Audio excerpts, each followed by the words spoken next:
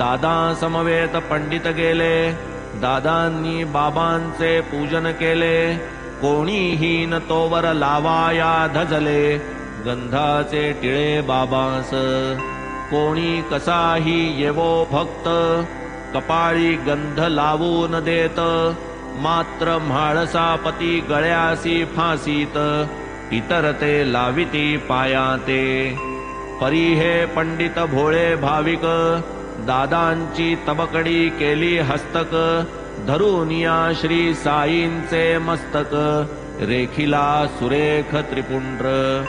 पाहुनी हे तयांचे साहस, दादांचे मनी धासधूस.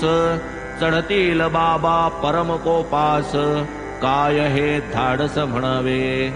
ऐसे अघडते जरी घडले, बाबा एकही न अक्षर वदले. किंबहुना वृत्तीने प्रसन्न दिसले, मुळी न कोपले तयांवर.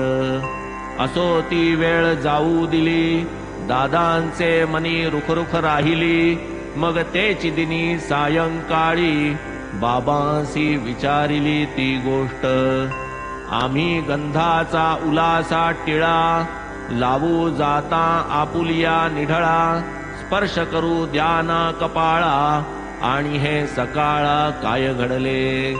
आमुच्या टिळ्याचा कंटाळा, पंडितांच्या त्रिपुंड्राचा जिव्हाळा. हा काय नवलाचा सोहळा, बसेना ताळा सुसंगत.